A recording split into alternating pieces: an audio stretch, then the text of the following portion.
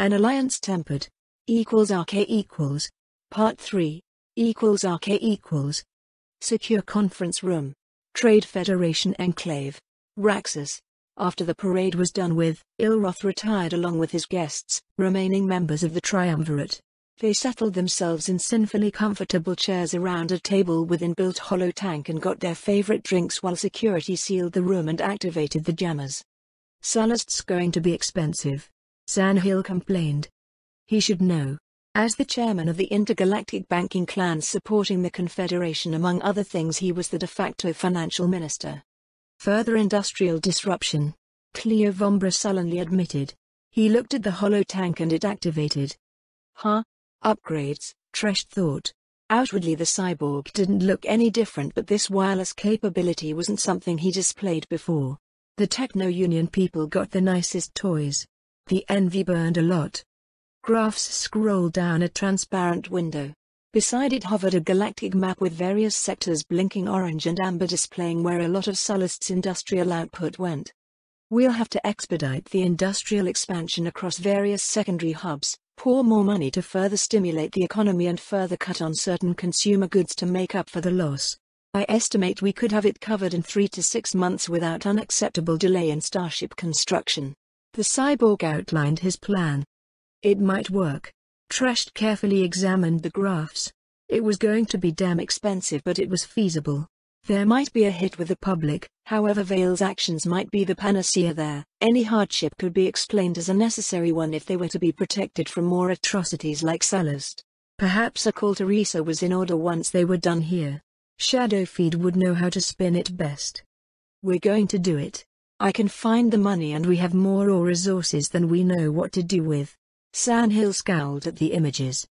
That much was true.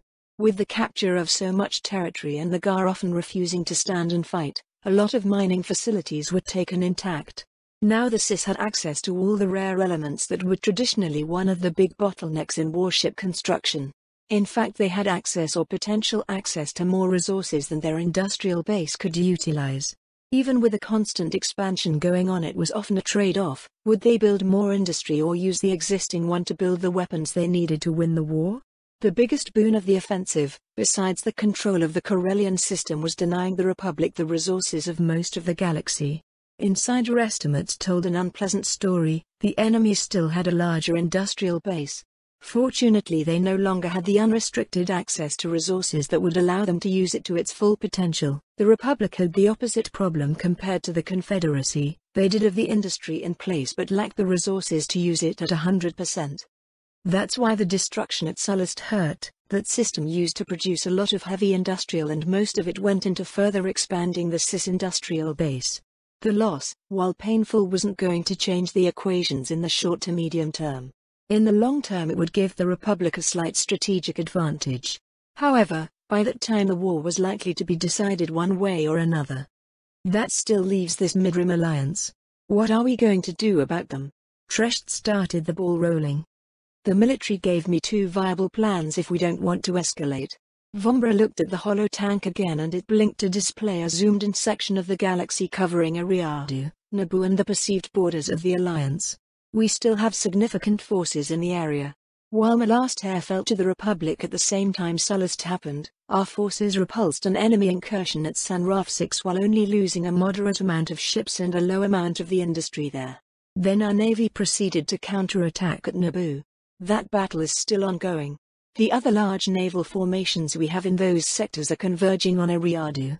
They will attack in 6 hours unless we countermand them." "Any reason to do so?" Hill sipped his wine and asked. "Vale is expected to arrive there before our forces could properly concentrate. Intelligence isn't sure what assets Ariadu has called on from its allied systems. They did suffer a lot of casualties during the offensive, however they've been completing their construction cycles after forces were repulsed. That accounts for some of the ships Vale used on Naboo. We might not have the assets in place to score a decisive victory at Ariadu. The same might be true for Naboo. It's going to be a close call. What else can we do? We can't have Vale running around with a large fleet. He tends to crafuss over when he does." Tresh grimaced. "That's one of the options. Pull back, Reinforce our choke points on the trade lanes and contain that alliance of theirs until the war is decided in the core. That problem has some glaring problems. The enemy isn't just going to sit and wait. Besides, Vale shouldn't have been able to get to Eriadu from Naboo the way he did. Our best estimates is that he used his abilities to figure out a hyperspace route outside traditional lanes. My people estimates that doing so isn't guaranteed to work. However, everything in the galaxy is constantly in motion. Vale finding out a temporal route that would allow him to get a fleet out of the pocket if we go for containment is feasible. The cyborg sounded disgusted by the implications. That's certainly useful. Can we reproduce it using technology? Tresht perked up. If they had a way to strike deeper in the core without having to directly clash with the Republic fleet covering the hyperlanes. The possibilities were staggering. Feasible. In theory. Advances in miniaturizing hyperdrives and making them somewhat economical would be the key. However, we're looking at hundreds of thousands of dedicated hyperspace-capable sensor platforms for every single sector of space. Each would need relatively expensive active sensors that would make them obvious to anyone who is looking, and we'll need them permanently in place to gather data so we could attempt to predict when feasible routes for hyperspace insertion would form. Space is big. Vombra deadpanned. Not practical at all. Perhaps. Hill thought. Can we make just a few batches to use in the core without compromising the naval buildup? A single successful deep strike might pay for itself. It's a risk at best. There is no guarantee that a route would open in the first place, nor that we would be able to go over the vast amounts of data in time to mount a successful operation if it does. I'll have to calculate the odds before giving a definitive answer if we should seriously consider something like that. Vombra answered. Please do so. So that's our options? Try to contain the alliance or go for the kill? Hill inquired. Yes. The cyborg flatly responded. The military is favoring the second approach. Even if the alliance and the Sith survive, our offensive should cause enough damage to defang them for the time being. We can go on with containment anyway. The SDFs on our worlds along the hyperlanes should be able to handle incursions from a depleted enemy forces. We might win anyway. What the military is afraid of is letting Vale dictate the initiative in terms of engagement. Then he might be able to break out of Alliance space and cause even more damage. What we can't afford to do is send any meaningful reinforcements in that region. We've got Republic naval units that went to ground all over the place and need forces in place to protect against them. The Hutts are supposed to be friendly business partners, but we need more units to keep them honest. There's the core, where we're busy sending every spare ship, and the campaign in the eastern part of the galaxy bogged down. If we continue our offensives there, we're liable to take unacceptable damage against fixed defenses bolstered by SDFs and Republic naval elements. That's my understanding as well, Tresht sighed in frustration. The simple truth was that the Grand Offensive ran out of steam after achieving successes beyond any expectations. The logistics train of the Confederacy was strained. There was a very long list of damaged ships needing repairs, and a big part of the Navy was concentrating in the core and digging in for an inevitable Republic counterattack. If the Confederacy could weather it while suffering acceptable casualties, that would buy them time for the next major construction cycle to get completed. Everyone estimated that it was going to decide the outcome of the war. There were a lot of new and upgraded powerful ships just being laid down across every Confederate shipyard. Once complete, they might be enough to break deeper in the core. Either finish crippling Kuwait's industry or isolating that world while striking lesser industrial centers, perhaps even Coruscant. For a month or two the CIS was going to have another window of opportunity before the enemy got their own major construction cycle completed. Causing enough damage in that period of time would either finally shatter the Republic or give the Confederacy the strategic advantage it needed to win the war. And this time they weren't going to squander it as the previous leadership did at the beginning of the conflict because of the Sith. I hope we'll be finally able to get rid ourselves of that Sith. Tresht grumbled. We do have Jedi allies. Why don't we send them against him? Hill asked. Oh, their leader is willing. Before the Freedom was destroyed it wasn't really feasible, and now, as I understand it, it's more strategically viable to have them build up their numbers in preparation for our next offensive. Unless Vale could be compelled to go to fight on the ground, their skills are less useful in countering him. Tresht explained. Vale did kill Perian's wife after all. However, they shouldn't let the Sith blind them of the real prize. Once the Republic was dealt a death blow, they could hunt him down as the mad dog he was. What's next on the agenda? Tresht inquired. Domestic issues. Vombra was clearly displeased with that part.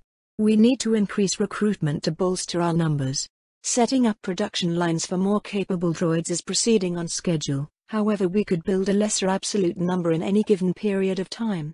While there will be a significant jump in capabilities, easily to go toe-to-toe with the new equipment fielded by the enemy, having more troops would be very useful. We in the Techno-Union have qualms in further updating the droid's software or proceeding with large-scale implementation of the current upgrades among the rank and file. 2 words, droid rebellion. Both Ilroth and Hill winced. We're proceeding with those upgrades anyway, I understand? Despite the danger? San asked warily. Sullust. It was a fully upgraded and updated droid-led fleet that almost took out Vale. They're our best countermeasure to his abilities. We don't have the capacity to upgrade the bulk of our fleets and ground forces anyway. However, we're going to need a solid force to throw at the Sith and the Republic in the core. We'll use them and attrition would ensure there won't be a large enough force left to be an issue. We're taking precautions with the programming of the new droids as well as their networking capabilities. They should stay loyal no matter what. I'm more concerned about those we're upgrading in the first place. The older models needs those advantages to remain a viable threat to the enemy, and we aren't a position to let them be as they are. I hope you are right, Tresht muttered. He was going to increase his organic guards' numbers more than he already intended. Perhaps he should offer some to Hill? Vombra. If anyone was prepared to deal with any droids with delusions of grandeur, that was the Techno-Union. Ilroth hoped so at least. What are we going to do if you are wrong, Cleo? Hill asked. Then we will have a problem. We need a plan if our upgrade efforts backfire.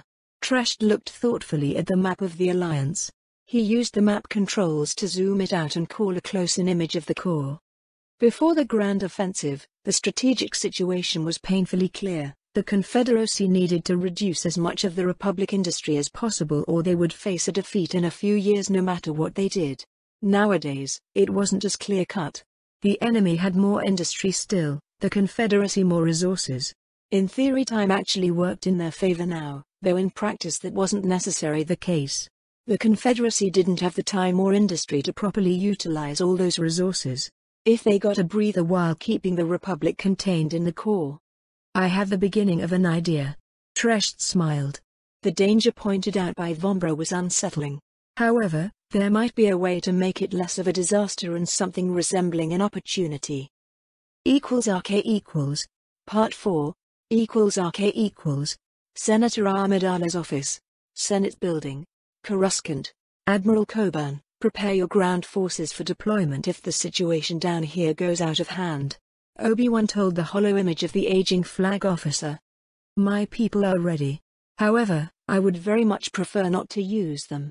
We can all agree on that at least.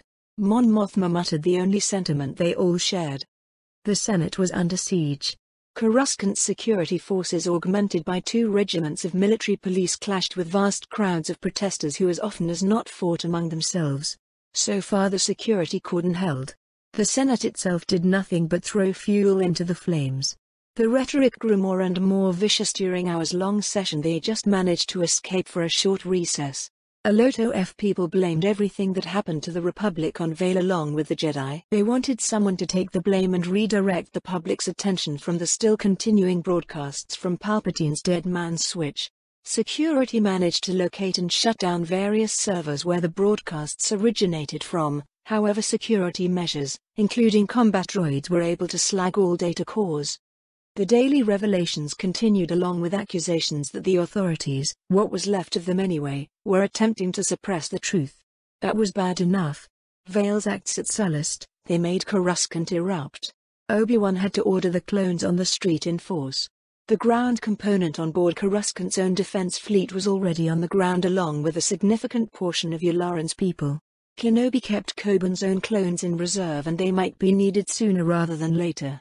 He had to order a rush deployment of the Green Armies raised on Anaxes, because they were the only ones ready right now. A few more weeks and there would be at least 30 million more soldiers ready for deployment.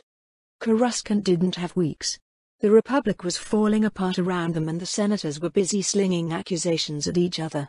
Obi-Wan had to break the law to be sure what really was happening. He ordered what military intelligence people he had on the planet to tap the communications coming to and from the senators. Those intercepts were enlightening. Minister Praji was right. The great majority of senators had beskar-clad instructions from home. They were not to vote in a chancellor who wouldn't be aligned with their interests. With the Senate as divided as it was, that meant the chance of successful vote was virtually nil. There was no candidate that people might agree on. We need a solution. I've been in talks with my colleagues. The Republic bureaucracy is at the breaking point. Praji informed them. That was before this madness. At this point I'm loath to admit it, but the Republic simply isn't working. We need a legally elected chancellor if the clones are to follow orders as before. We'll need years to fully replace them with volunteers, and that's not getting into the political cost when casualties by the hundreds of thousands if not millions begin coming home. Obi-Wan couldn't hold his frustration at bay. The clones were people too. Brainwashed, indoctrinated, left without any real choice. None of that changed the fact that they still fought and died for a republic that largely didn't care about them. If the Separatists' actions weren't so loathsome, Obi-Wan might have begun to think they had the right idea about the Republic. He was already beginning to reluctantly agree with them that the Republic was a dysfunctional, corrupt mess. By design no less. We need Kuat and the clones. Everything else. Yularen struggled with what he was attempting to say. For him, Obi-Wan and Coburn was especially hard. They all had served the Republic for decades at this point. If I didn't know better. No. I don't know better. Obi-Wan whispered. He walked around Padme's desk where she was leaning on it, and looked out of the window. Gunships flew above the Senate in formation and an acclamator hovered ominously above. The crowds below didn't care. At least they lacked easy access on foot and the airspace was locked tight. What do you mean? Organa asked absent-mindedly. He was busy checking something on a datapad. The Sith, perhaps Vail included, couldn't have done this better if they planned it in an excruciating detail. They've won. Obi-Wan spat in frustration. He turned to face the gathered senators, military officers and Republic bureaucrats. They've won. The Republic is dying around us and the only options any of you can give me is likely to get it destroyed for good. You have doubts about your brother-in-law? Yularen asked. Always. He is a Sith. If somewhat sane one. At least he's on our side. Satine pointed out. Sometimes I wonder. Obi-Wan admitted. If that's what means to have him as an ally, I certainly don't want him as an enemy. Kenobi remembered that time on Mandalore. If he had acted as a Jedi should, he would have died fighting the Sith. He knew that for a fact. Obi-Wan would have lost. Instead, he chose to continue living along Satine and align himself with Vail so he could attempt to mitigate any damage that infuriating man could cause. The doubt was back. Did Vail know Palpatine was a Sith? Did they work together since the beginning? Did they play everyone for fools? That was certainly a possibility. It was also possible that the Jedi had been too arrogant and blind to see what was under their noses. Palpatine might have simply hidden his true nature to avoid persecution, while he went for power the legal way. Or as legal as things got on that level of politics on Coruscant. Either option was possible. There was no proof. Was Palpatine so good as to play everyone for fools? Obi-Wan might never know. He could see a frustrated man tired of bashing his head against the Senate, making alliances to circumvent them and gain more power. The past month of constantly directly dealing with them certainly made such an option bloody tempting, and Obi-Wan was a Jedi. We have about 20 minutes or so. Bail put down his datapad. I would be very much surprised if there's any change when we go back. That bad? Yularen sounded incredulous. That's what my contacts just told me. Organa shrugged glumly. Obi-Wan, it's your call. Padme looked at him imploringly. You are our best and last hope. Do you really think I would get enough votes even with all of you backing me? Kenobi looked at everyone in turn. Potentially. If you make a deal with Kuat, Coburn said. It's plain to see that her senator can't get enough support. It will be even more imperative to make a deal if this scheme fails. Then we'll have to do something regrettable. Admiral Coburn, please establish a secure connection to Kuat. We all will talk with Sonar Kuat right now. Obi-Wan said. Kenobi closed his eyes for a few seconds and began a few quick meditative exercises to center and calm himself. He needed to be at his best now. If somehow everything worked as intended, he would be a dictator in all but name shortly. After that he would have to. There were no easy or simple answers. Another such crisis couldn't be allowed to happen if he was killed. He might have to break the Republic in order to save it. And if the plan didn't pan out, the few viable alternatives they came with would be worse. It took 5 minutes to get Kuat on the comm. Time was running out. For Obi-Wan and for the Republic. An alliance tempered. =RK equals. Interlude, historical notes. =RK equals. Today marks 1,000 years since the Ruusan Reformation that reshaped the galaxy. For almost a full millennium that reform ensured peace and prosperity across the galaxy. It also planted the seeds of the storm that would tear the Republic apart. The two most important reforms made by Chancellor Tarsis Valorum are often cited as both his greatest achievement and gravest mistake. First was the dissolution of the Army of Light that left the Republic without a standing military of its own. The second was an attempt for a decentralization of power from the hands of the Chancellor, something Valorum could achieve in the first place because of the power he could legally wield. He attempted to diminish the power concentrated in the hands of the Chaknella and the stranglehold the core worlds held over the Senate. He succeeded in the first and was moderately successful in the second, at best. Valorum's political goals were aimed at reducing corruption and the power wielded by the most powerful core sectors. For a time his reformation did succeed in the former. The latter, however. The Ruusan Reformation saw a titanic shift in the way representation in the Senate worked. From the millions of small sectors that existed previously, Valorum's reforms saw them consolidate into 1,024 much larger conglomerations, and each of them got a single senator to represent them. That's where his failure becomes obvious. The most powerful core systems got a senator representative of their own, giving them unique political power. That was not all. Many sectors surrounding those systems were often under the political, economic, cultural and often military orbit of those powerful systems. The consequence was immediate and logical. The new Senate was divided into various power blocks, which practically lightly diminished the power the core worlds enjoyed before the reform. Other senatorial slots were granted for species types, cultural entities, and centuries later, economic powers like the Trade Federation, thus ultimately subverting the reform and giving the core worlds a practical majority in the Senate. To this day, the Ruusan Reformation is praised as the dawn of a golden age for the Republic, the likes of which this galaxy hasn't seen in the past. 1,000 years of peace and prosperity. Even with the consequences plain to see, it's hard to argue that the Reformation was a bad thing. At least for those who lived during the last years of that era. Certainly it's not fair to blame Chancellor Tarsis Valorum and Ruusan for the unforeseen consequences of their actions. Many of the people born after the end of the Golden Age tend to disagree. They never experienced the benefits and had to live in the aftermath. The Clone Wars and the conflicts that followed shaped generations very different from their ancestors. The Dusk of a Golden Age. 1,000 years after the Ruusan Reformation. A GNN documentary. =RK equals. Part 5. Senator Amidala's office. Senate building. Coruscant. Obi-Wan carefully examined Inara Kuat as they got the pleasantries out of the way. She hid her very good, but below her severe and aloof facade she was tired. To his force-enhanced senses that much was obvious despite carefully put on makeup that made her appear radiant.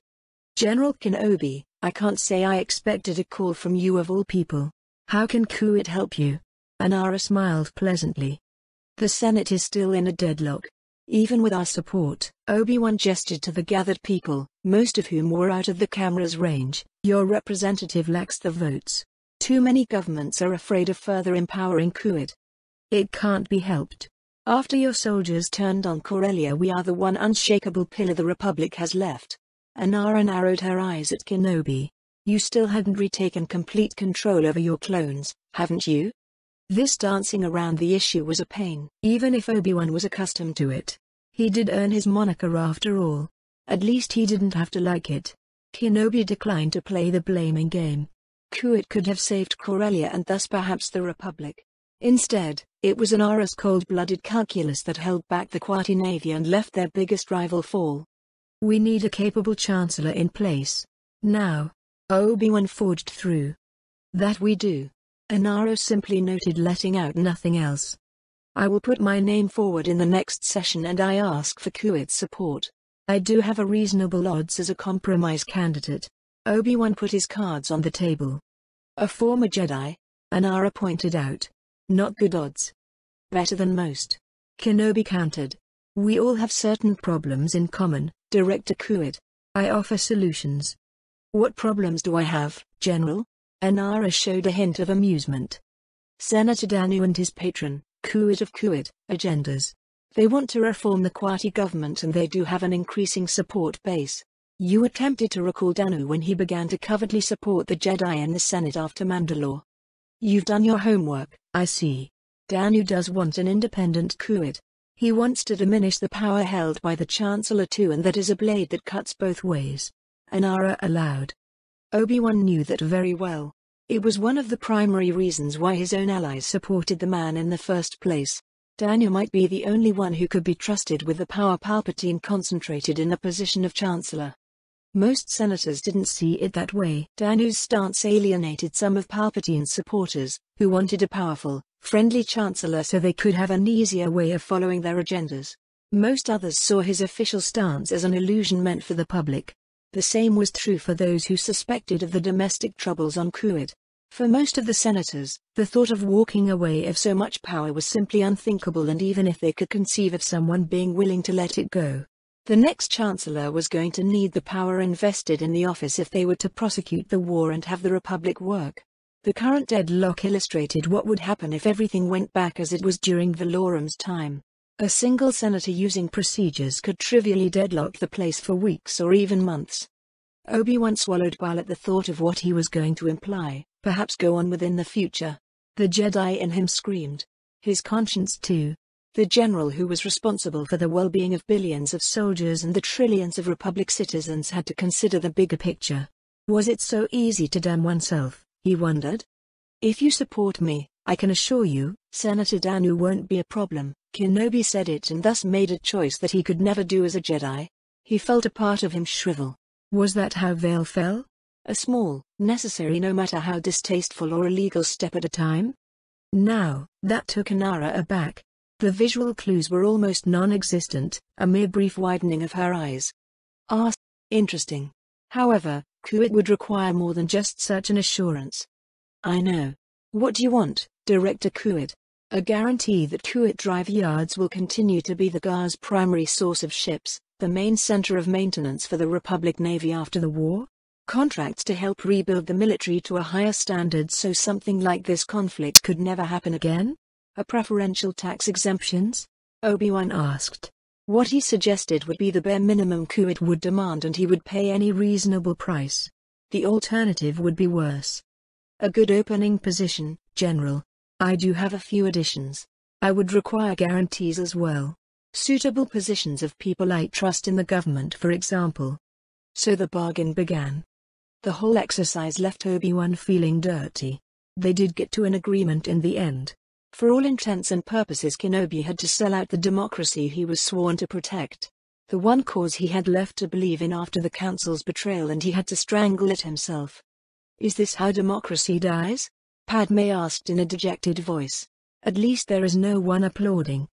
There will be, if this works. Organ's voice was resigned. It better work. Yularen muttered. Otherwise. He ominously trailed off. Satine went to Obi-Wan and drew him into a hug. I'm sorry, she whispered quietly. This was my idea after all. Yet I agreed to see it to the end, didn't I? Obi-Wan muttered. We need to go, Organa said after checking the time. The Senate should be gathering already. =RK=, Part 6. =RK=, Senate Chamber, Senate Building, Coruscant. On the way to the Senate Chamber, Obi-Wan was haunted by his conscience. He knew what he was getting into, or at least he thought he did. This cutthroat backstabbing world of politics wasn't one meant for a Jedi. If the mere thought of the consequences wasn't too terrible to contemplate, Kenobi would have hoped that Del-Qatar was here to take the damn job. A Sith would be much better in navigating these treacherous waters. It would have been a disaster, true, but it was going to be one anyway. Shortly after the Kenobis and their allies entered the chamber, Obi-Wan looked for Kuit's bod. He saw Danu arguing with his aides. The senator glanced up and he sent a murderous glare at the former Jedi before he was able to school his face into a mask of indifference. Daniel had to see Obi-Wan's actions as an utter betrayal after the support Kenobi's allies gave him over the past week or so. He might even disobey the instructions he should have just got from Inara. The situation was less than ideal. If it wasn't for the information he got from his intelligence people, Obi-Wan might have come clean with Danu. By all accounts he was a decent man. An idealist even who rivaled Organa and Padme before the last brushes with reality began to change her. The problem was that Danu was adamant in his stance to reduce the power held by the office of a chancellor, and if he was elected it would be among the first things he pushed for. He would likely succeed to get just enough opportunistic votes to do it so Kuwit's power would be diminished and thus destroy the power he would need to wield to see the war won. The Senate would continue to be useless. What was wrong with the universe? Obi-Wan wanted to scream. Why everyone was so keen on seeing the Republic destroyed? Why did it fall to him to deliver the killing blow so he could salvage as much as possible from this catastrophe? Anger and frustration bubbled in the former Jedi. Thoughts that hadn't even occurred to him before were coming to the surface more and more often. If he became the Chancellor he would have the power to set things right. It was so tempting, and the worst thing was that he saw no good option but to go on with it. When the session opened, the chaos continued. More accusations and demands for actions came from all corners. It wasn't until Bail Organa got to speak, when things changed. "You are all right," the Aldani declared. "We need to act. For too long we've wasted precious time with fruitless debates. The Separatists are fortifying their positions on our doorsteps. The galaxy is burning around us. Some of you condemn Vale while others praise him. The truth is that until our military is able to re-establish a secure route to the western reaches of the Mid-Rim we can do nothing about him and the Mid-Rim Alliance. All we have is separatist propaganda. We know precious little of what's happening across most of the galaxy, and that is unacceptable. This madness has to end, my esteemed colleagues.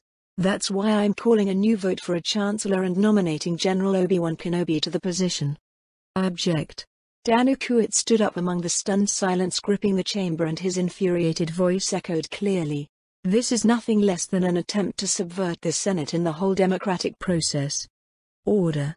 I will have order," the acting chair shouted. "To the hells with you. Did you listen to Organa? A former Jedi and worse, a Mandalorian married to their ambassador. Many of you accuse me of being a shameless tyrant," Danu spat. "I only did what I believed best for the Republic despite orders from Kuwit. And now this. Just a few minutes ago, Inara Kuwit, the woman who for all intents and purposes controls Kuwit and wants to control the Republic, called me. She ordered me to back this insanity and convince every single of my allies to do the same. Inara Kuwit and most members of the Kuwit family crave only more power and influence.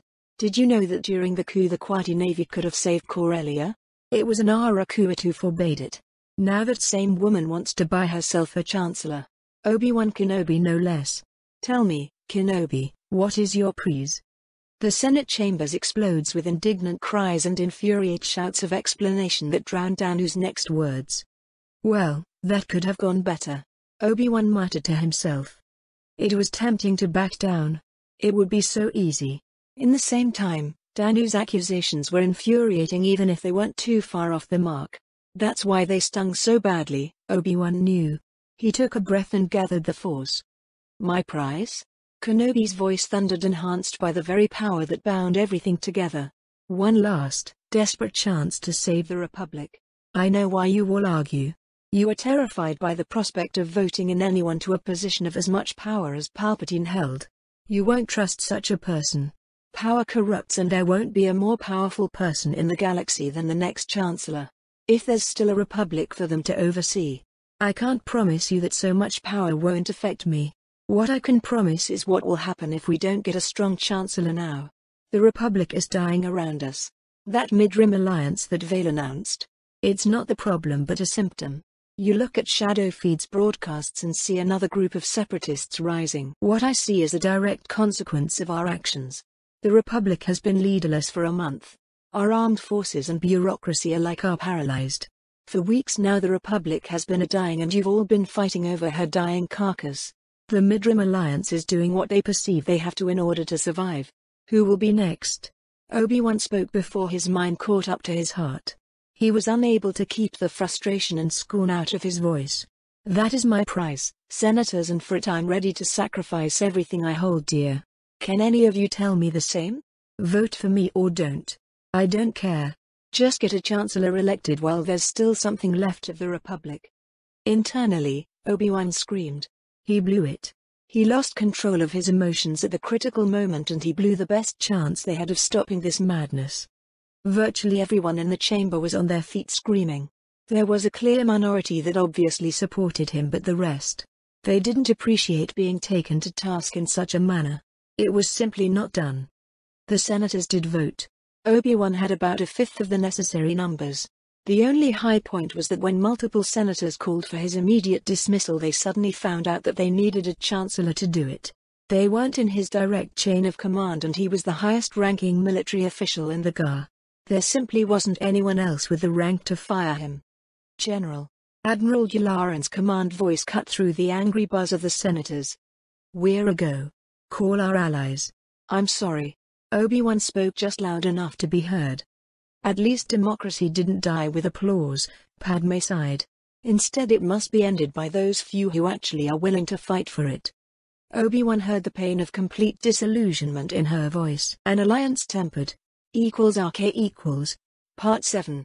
=RK equals. Senate Chambers. Senate Building. Coruscant. Even under these extraordinary, frankly insane circumstances, Obi-Wan was glad that staging a flat-out military coup was simply not feasible.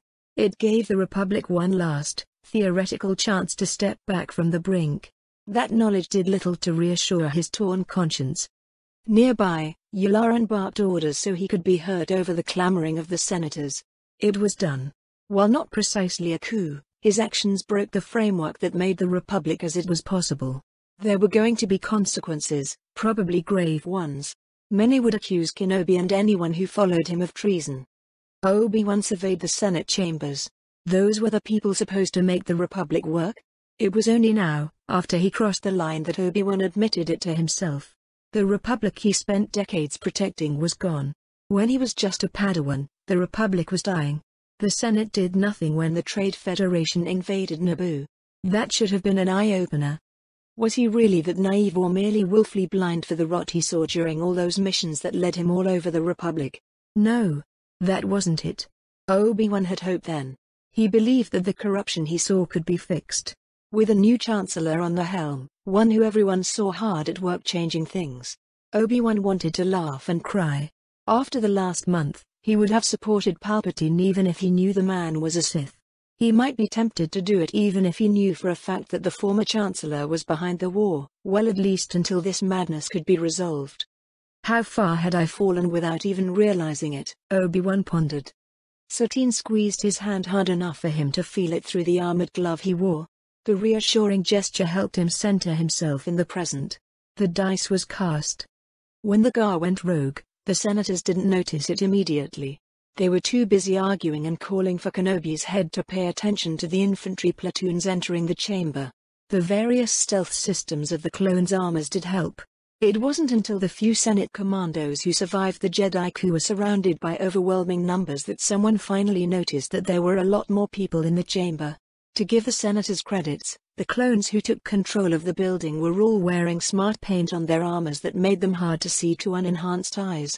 Besides, traditionally the chamber wasn't particularly well lit up during a session. Cries of alarm and accusations of treason followed. Obi-Wan used the Force to activate their pod and rose until he was in the center of the chamber where he could be clearly seen by everyone. Esteemed senators. Kenobi's voice thundered.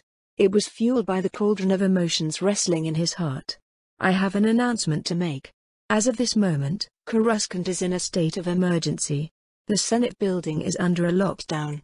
None of you is leaving this chamber until you've legally chosen the next chancellor and they countermand Order 66. Have a nice day. Obi-Wan did his best to keep the sneer out of his voice and expression. He really did. He failed miserably. =RK equals. A few minutes later, the conspirators gathered in one of the Senate's operations rooms. It was the closest locations with enough communications equipment to keep them appraised of what was happening across Coruscant as well as provide comfortable conference connection with multiple local governments. Phase 1 is complete, Admiral.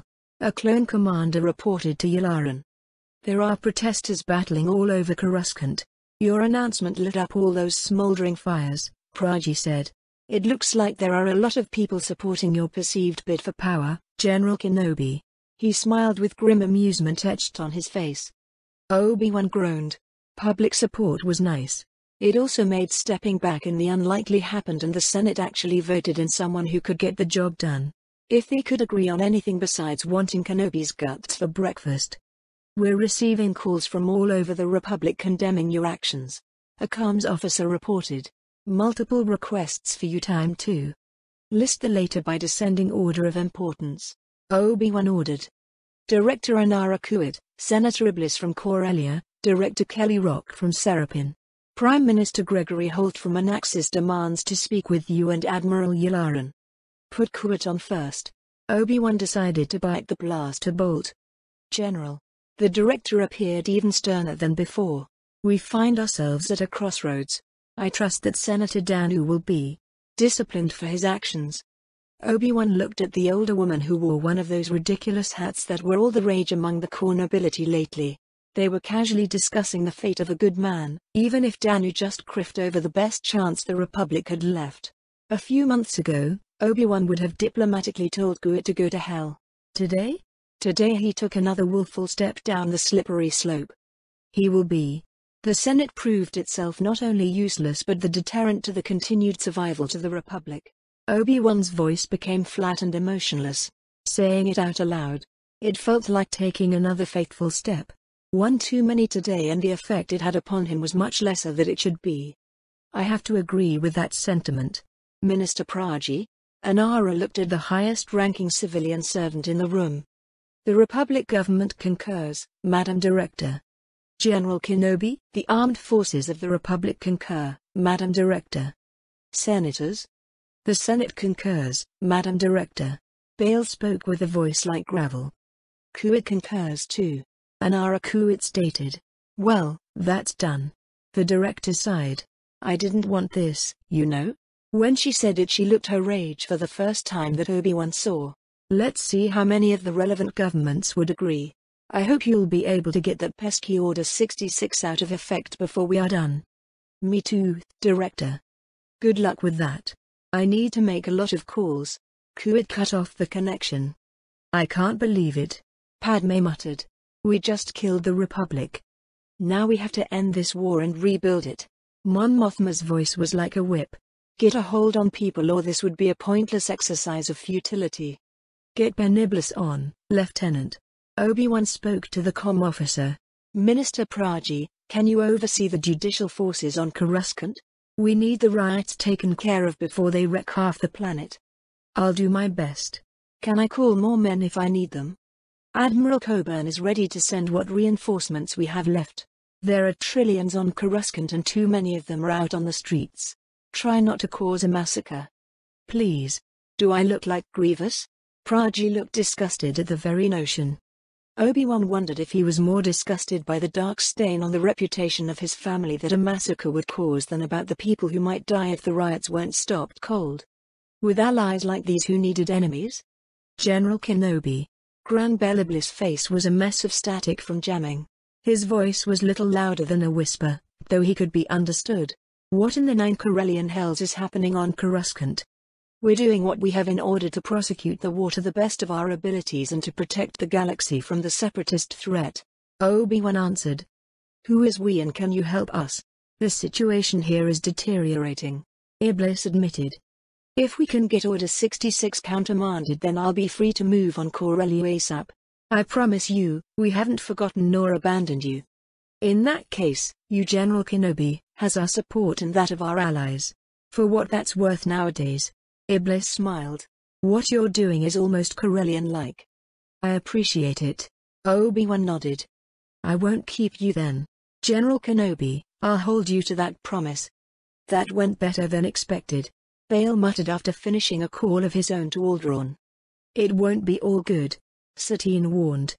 It never is, Mothma agreed. Next? Anaxis was it? Obi-Wan asked the comm officer. Put them through. Yularan. Kenobi. What in the name of all that's unholy did you two idiots do? Prime Minister Gregory Holt's ghostly visage glared at them. He looked like a 30 or 40 years older Yularan, betraying a close family connection. Uncle Gregory, I can explain. The Admiral stammered. RK equals. Part 8. RK equals. Officer Quarters. Republic Cruiser Avenger. Iriadu. Gideon Tarkin twitched a lot listening our account of Sullust. His face went from pale to bright red and then purple. At least he didn't splutter, though I'm quite sure it was a close thing. We did recover a lot of supplies. Enough to keep a sector fleet fighting for a few days straight, so the operation was overall success despite the severe losses. Joanna finished the summary. She still hadn't forgiven me for getting her precious freedom gutted, however she at least agreed that the funeral pyre we arranged was one for the history books. I probably should do something nice for her. Competent minions were very hard to find, and while I was pretty sure there was no chance of her betraying me, her mind might just break if I pushed her too far. The uncertain fate of Corellia, the losses Joanna's crews suffered ever since we left to deal with Crimson. Yeah. Perhaps when I got myself a nice new flag I might christen in the Freedom 2 and give her overall command. That might help a bit. Doing something for the separatists running wild in her home should help too, but we wouldn't be in a position to deal with them for the foreseeable future. We had more immediate concerns after all. All that Shadowfeed chit was true? Gideon finally exploded. What the criff is wrong with you, Vale? Destroying moons, igniting stars? I've done worse before. I shrugged. I was sure more people died on Geonosis and we went after industrial and infrastructure targets over there too. Not to mention the whole Second Crimson affair, and that was just what I did since finding myself in the future. That's not the point. Tarkin the Younger snapped. Even Joanna looked like he agreed, the traitor. I might reconsider giving her command of a nice star dreadnought when I got my hands on one again. What was their malfunction anyway? Orbital fire was relatively fast and painless way to die. It certainly beats the Emperor damned bloody mess that is counterinsurgency, Sith style. It's not like I went after an actual planet, much less one that's densely populated. Bloody skulaks. Tarkin, get yourself together. It was you who pointed out that the separatists are gathering their forces for another push at Iriadu. Give me a status of the repairs of the ships we left you. Any new construction coming online or further forces released from a local SDFs? 2 squadrons from Gerantham arrived last week. They're quite reluctant. It looks like you left quite an impression when you passed through. Tarkin glared at me. You can't help it, you just have to make friends everywhere you go. Did you threaten to burn their world or something? Or something. They waited until it was clear who was going to win before committing. I unnecessarily lost a lot of ships because of that stunt. It didn't matter if their actions were prudent. There was a republic system and what they did was treason. I went easy on the bastards only because I couldn't afford to waste assets. Well, there were the political considerations too. Damned republic and their insane system of government. Right. Tarkin didn't sound like he was convinced. I thought I mentioned that mess to him the first time I got here. Perhaps not. A lot happened since then, even if it wasn't that long ago. My sister-in-law would want to talk about the political ramifications of your actions, Tarkin said. Sure. Status of the ships first. Most are open in the available shipyards. However, there should be a squadron or 2 coming from Gerantham, from those you left for repairs there. A mix of cruisers and escorts. It's another question if they get here on time. We've got a few odds and ends coming in after you left. The high point is that we got a large shipment of weapon platforms and satellites. They will give us a nice offensive punch if we use them as you did on Ryloth. That's something. I hoped. I frankly had no idea what forces the Sis had available to throw at us. A lot would depend if they would dare to strip what local SDFs they had in the region. I knew that the Confederacy had much free hand when deploying such forces than the Republic, though even they had to face some political ramifications and opposition when doing so. Still, it was better than having those units locked in often strategically insignificant places for good. RK equals. Gideon and Joanna went to coordinate our forces into something cohesive and I had to deal with more bloody politics. Why did I become Mandalore again? Madam Tarkin. I bowed at Wilhuff's wife. She wore a sparkling silver dress that pooled around her feet. It was form-fitting in just the right places, made her look stunning, or at least blinding, and it was damn impractical to move in. It was irritating to see that the sense of fashion the nobility hadn't improved over the millennia. At least the dress looked good on her, not like some of the blinding eyesores certain imperial nobles preferred, the masochists. General Vale. She scowled at me. Why did you have to go on and make our lives that much more difficult? I can ask the same, my lady. Your husband. A certain alliance proposal to Naboo and everyone gathered there. Does that ring a bell? It was only logical. She sniffed disdainfully. I'm sure you like the possibilities such an alliance creates. That's why I went with it instead, heading home to see if Mandalore is still standing. That's also the reason why I had to reduce Sullust's industry by the most practical manner I had available. Many people need reassurances we didn't bind ourselves to the stereotypical insane Sith. The scowl was back. If I had gone on the deep end, you couldn't miss it, Madame Tarkin. She would be screaming right now for being a pain in the ass if I had lost it. Not good enough. It has to be. I won't give you promises unless I know I can keep them. I will continue to exercise the best military options I have available. What I can promise you is that I won't be the person to escalate the war needlessly by going after civilian populations for the hell of it. That's the Separatists' favored pastime. I snarked. After Sullust, some of our allies are reluctant to commit their forces because they feel they need them to protect their home worlds from Separatist retaliation. Tell them the best way is to break the Separatist forces still remaining in this region of space. The one thing I was reasonably sure of was that as long as they were committed into the core, the Confederacy couldn't afford to release significant forces our way. You'll have to convince them. You're the general. Arrange a conference call and I would do so. Emperor's balls. I loathed dealing with politicians. It was like dealing with a bunch of spoiled kids, but infinitely worse. My fears weren't particularly off the mark. Attempting to explain military realities to civilians and what acceptable risks meant was like slamming your head against the outer hull of a battleship in an attempt to make a hole, but just a bit more futile. Of course, no risks for themselves were acceptable. Risks were for other people. Typical politicians. I've seen them in 3 different dimensions now and they're generally the same. Were they some multiversal constant? Why couldn't I end up somewhere where the politicians were generally competent and interested in doing their jobs for a change instead of almost exclusively looking to cover their backsides and profit? 4 quiffing hours wasted in explaining again and again that I went only after legitimate targets on Sullust. That compared to what the Separatists were doing on regular basis, my actions couldn't be considered an escalation in any way, shape or form. Yes, the bloody bastards might decide to go genocidal again. That would be a surprise because plagues on Naboo and Coruscant? Does that ring a bell? They already went there. By the time the political situation was somewhat salvaged, I needed to kill something. There was no sight of any Separatist fleets. Crap at all.